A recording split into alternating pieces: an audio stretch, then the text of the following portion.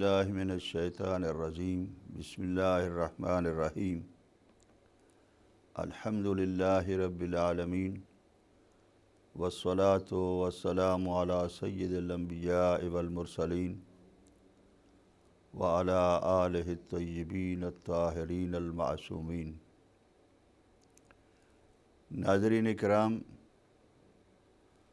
Programme معارف اسلامیہ میں ہم سب سے پہلے سبحانہ و تعالیٰ کی معرفت کے لیے وہ ضروری امر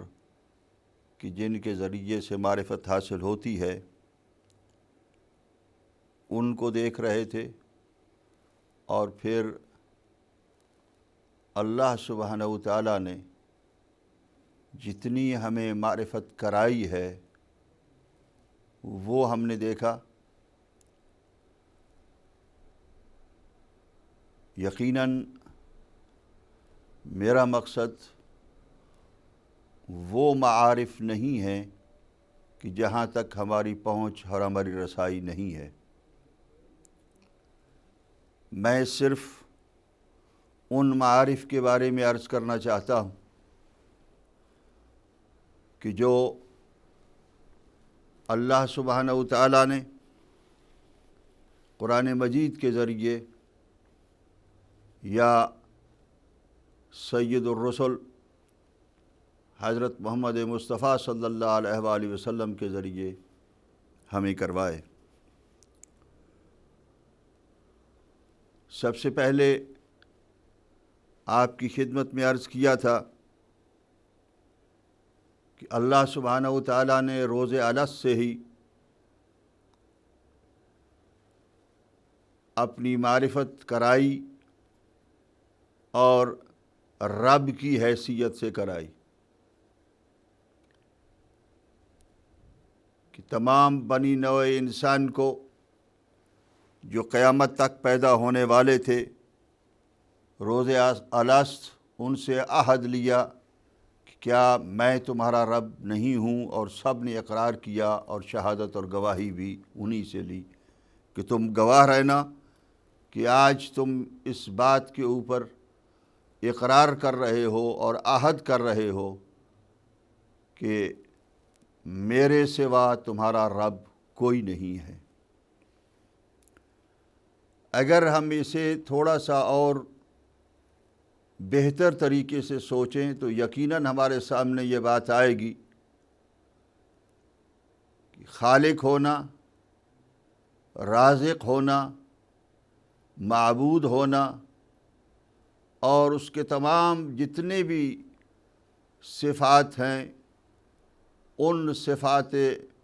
حمیدہ کو سمجھنے سے پہلے اگر وہ کہ جو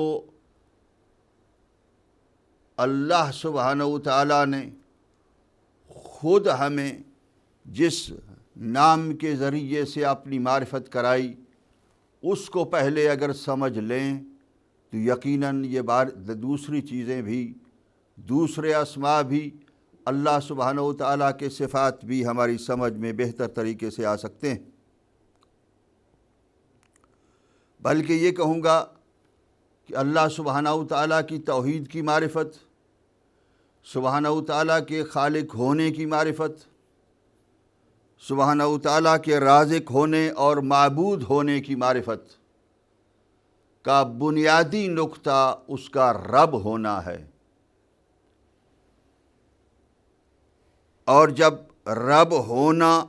جتنا اللہ سبحانہ و تعالیٰ نے ہمیں سمجھایا ہے اس کو اگر ہم سمجھ لیں گے تو یقیناً دوسری چیزیں بھی آسان ہو جائیں گی۔ رب عام طور پر تربیت کے معنی میں، پرورش کے معنی میں آتا ہے، اور ہر انسان کہ جو دوسرے کسی کی تربیت کرتا ہے یا پرورش کرتا ہے وہ اس کا رب کہلاتا ہے لغوی لحاظ سے۔ لغت میں اسے رب کہا جاتا ہے، لیکن اصطلاحی طور پر اللہ سبحانہ و تعالیٰ کے اسماء حسنہ میں سے ہے اور اس کو رب الارباب بھی کہا جاتا ہے۔ اسی لیے اگر یعنی اللہ سبحانہ و تعالیٰ نے اس اپنے نام مقدس کے ذریعے سے اپنا تعارف کرایا ہے کہ جس کے معنی ہم یہ کر سکتے ہیں کہ جو مخلوق کی زندگی کے نظام کو تشکیل دینے والا ہے، جو مخلوق کا خالق اور اس کے زندگی کے نظام کو نظم و ضبط کے ساتھ چلانے والا ہے، وہ رب، اور اس رب کو جب آپ سمجھیں گے تو اس کے ساتھ آپ اس کا خالق ہونا، اس کا رازق ہونا اور دوسرے جو اللہ سبحانہ و تعالیٰ کے صفات ہیں ان صفات سے آشنائی ہوتی چلی جائے گی۔ اسی لیے اللہ سبحانہ و تعالیٰ نے جب انسان اس دنیا میں پیدا ہوا اور اس دنیا کے اندر جب اس انسان کو خطاب فرمایا تو وہاں بھی اپنے اسی نام کے ذریعے سے اپنے بندوں کو خطاب فرمایا، اور ارشاد ہوا سورہ بقرہ کے اندر، سورہ بقرہ کی ابتدائی آیات میں اللہ سبحانہ و تعالیٰ نے متقی اور اس کے بعد کافر و مشرک اور اس کے بعد منافق کی علامات اور نشانیاں بتاتے ہوئے ارشاد فرمایا اس کے بعد تمام انسانوں کو کہ جن انسانوں میں کافر و مشرک بھی شامل ہیں، جن انسانوں میں مسلمان و مومن بھی شامل ہیں، جن میں منافق بھی شامل ہیں، ان سب کو خطاب فرمایا آیت نمبر 21 اور 22 کے اندر کہ یا ایھا الناس، اے لوگو، اے انسانوں، اے آدم کے بیٹو، اعبدوا ربکم، اپنے رب کی عبادت کرو، اس رب کی کہ جس رب کے معنی میں نے تمہیں عالم الست میں بتا دیے تھے،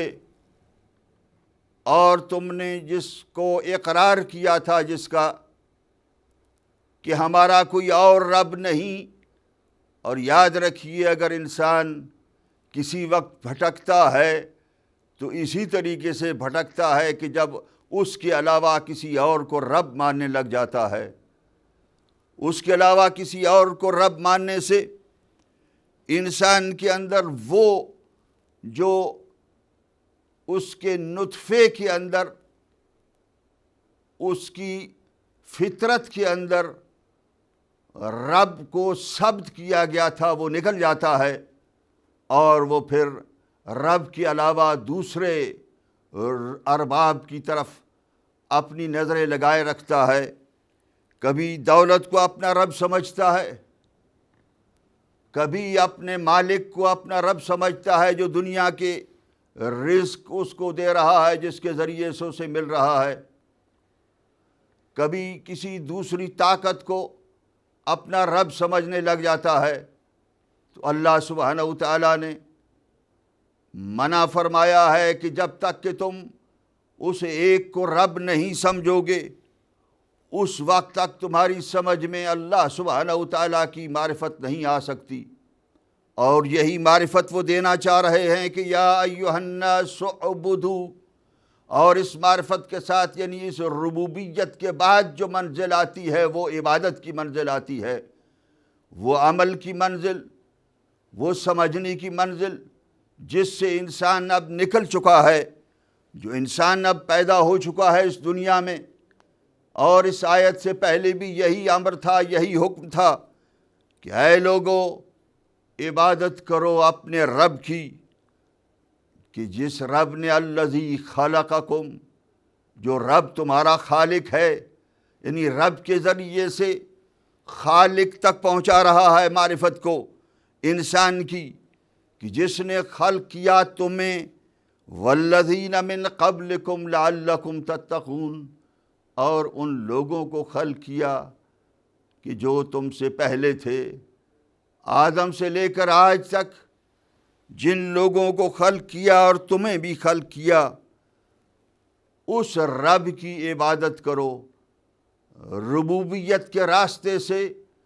عبودیت کی منزلیں طے کرانے کے لیے اللہ سبحانہ وتعالیٰ ارشاد فرما رہے ہیں ہر انسان کو کہ الذی، اور جب عبودیت کی طرف تم آؤ گے تو پھر اس کے بعد تمہاری سمجھ میں آ جائے گا کہ تمہارا خالق کون ہے اور تمہارا رازق کون ہے۔ اس لیے کہ جب تم رب کو رب مانتے ہو تو پھر اب اس کے بعد جس طریقے سے دوسری دنیاوی ارباب کی تم عبادت کرتے ہو کسی نہ کسی طریقے سے، اسی طریقے سے جب تم سب کا پالنے والا، تم سب کا خلق کرنے والا میں ہوں، تو اس وقت اب اس لیے میں تمہیں اس بات کی طرف بلا رہا ہوں کہ میری عبادت کے لیے کھڑے ہو جاؤ، اور اس لیے کہ میں نے ہی تمہیں پیدا کیا ہے اور میں نے ہی تمہارے پہلے لوگوں کو پیدا اور خلق کیا ہے۔ اس اللہ سبحانہ وتعالیٰ نے اپنے خلق فرمانے کو ربوبیت کے ذریعے سے پہچنوایا۔ الذی جعل لکم الارض فراشا، اب اس کے بعد وہ ربوبیت کی نعمتیں جو ربوبیت کے ذریعے سے جب انسان کسی کی تربیت کرتا ہے، اس پر انعام کرتا ہے، اس کو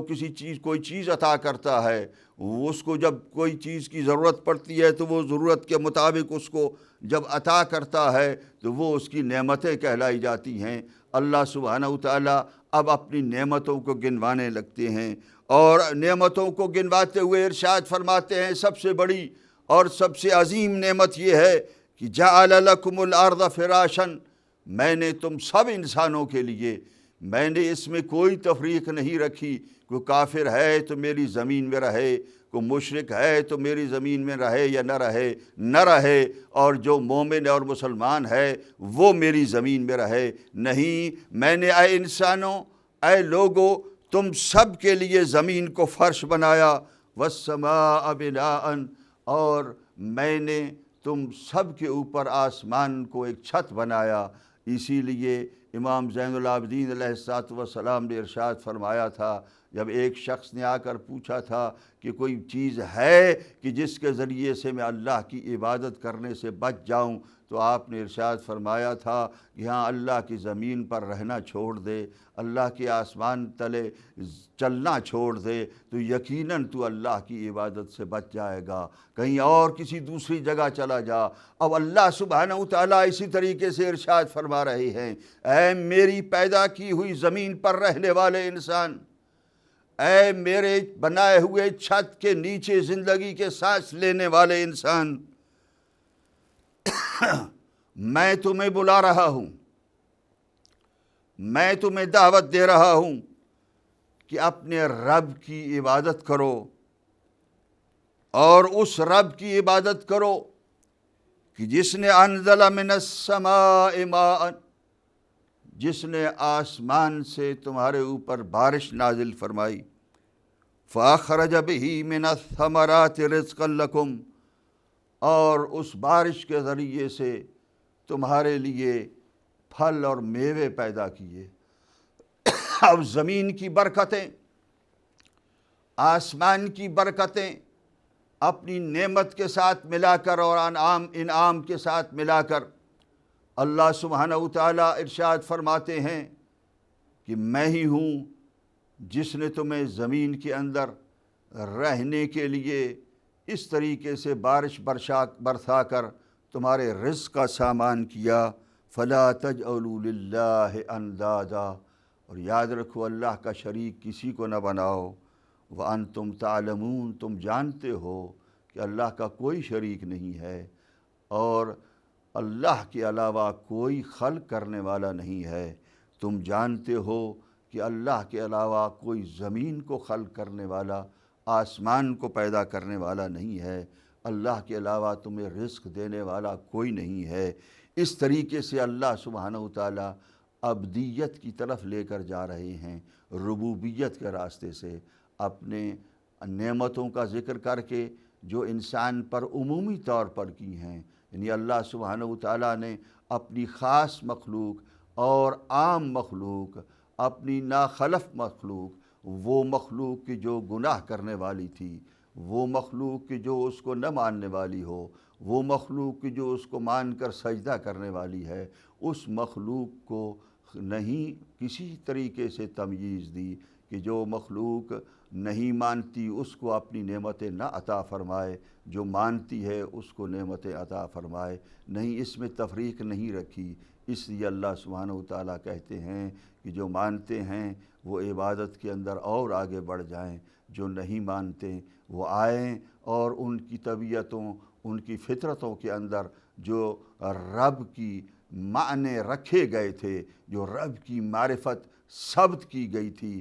وہ معرفت کو یاد کریں، اور جب یاد کریں گے تو ان کو یہ ساری چیزیں یاد آ جائیں گی۔ یقیناً عزیزان گرامی، ناظرین کرام، اس مرحلے پر جبکہ ربوبیت کے ذریعے سے، یعنی ہر جگہ پر اللہ سبحانہ وتعالیٰ نے جب ہمارے لیے کوئی سر و سامان کیا، اس وقت جو نعمتوں کو ذکر کیا تو لفظ رب کے ذریعے سے ذکر فرمایا۔ آخری دو سورے ہیں، آسان سی بات ہے۔ بسم اللہ الرحمن الرحیم، قل اعوذ برب الفلق۔ پناہ مانگنے کے لیے کہا جا رہا ہے کہ پناہ مانگو کس کی؟ رب فلق کی، وہ جو رات کی تاریکی سے پھٹنے والی صبح ہے، اس صبح کا جو رب ہے، اس رب کی پناہ مانگتا ہوں، اس رب کی پناہ لے رہا ہوں۔ قل اعوذ برب الناس، اور اسی طریقے سے رب الناس، لوگوں کے رب، لوگوں کی پرورش کرنے والے۔ یہی پرورش ہے اللہ سبحانہ وتعالیٰ کی۔ اللہ سبحانہ وتعالیٰ نے اپنی ربوبیت کے اندر کسی قسم کا فرق نہیں رکھا ہے، اسی لیے ارشاد فرماتے ہیں کہ اے لوگو، اور اسی لیے یہاں آخری قرآن مجید کے سورے میں یہ ہمیں تعلیم دی گئی ہے کہ اللہ سبحانہ وتعالیٰ سے جب پناہ مانگنا چاہتے ہو تو اس سے رب الناس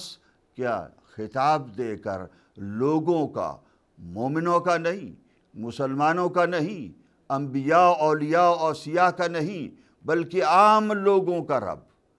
کہ جس میں کفار و مشرکین بھی شامل ہیں، ان کے رب کی پناہ میں آ جاؤ۔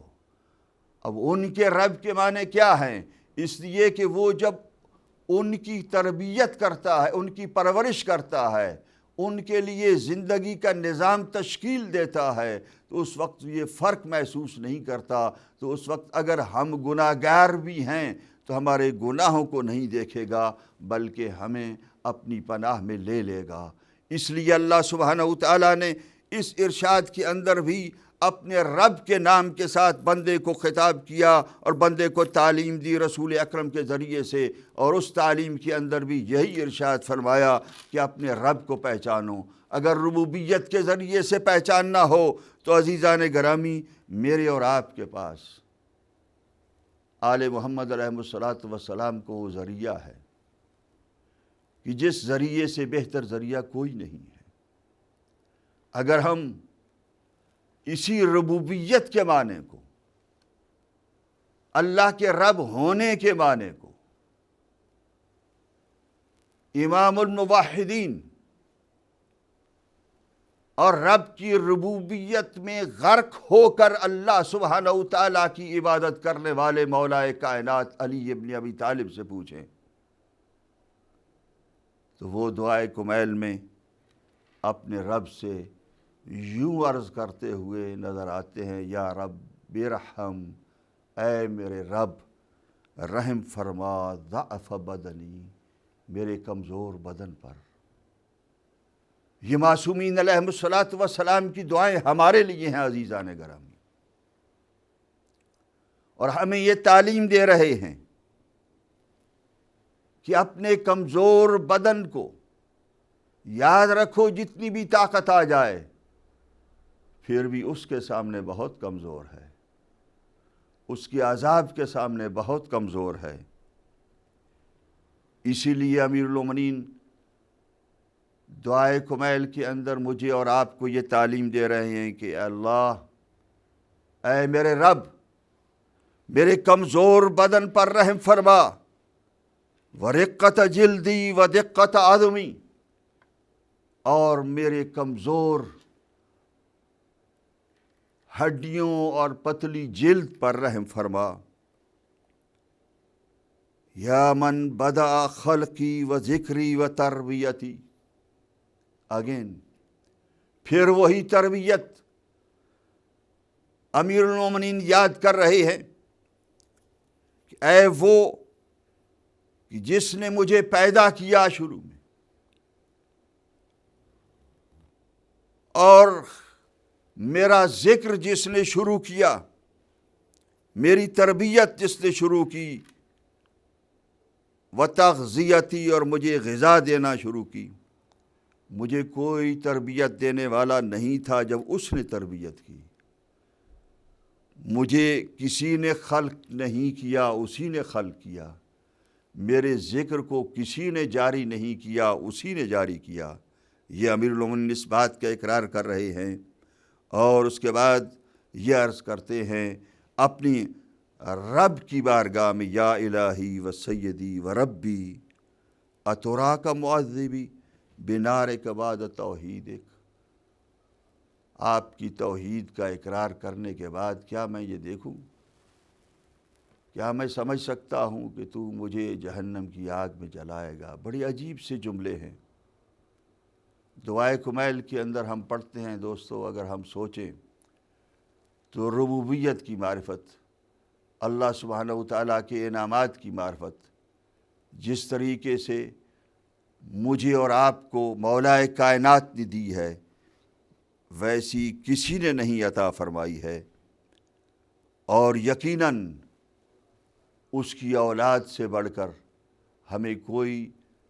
یہ ربوبیت کے معنی ہمیں نہیں سمجھا سکتا۔ وہ اپنی دعاؤں میں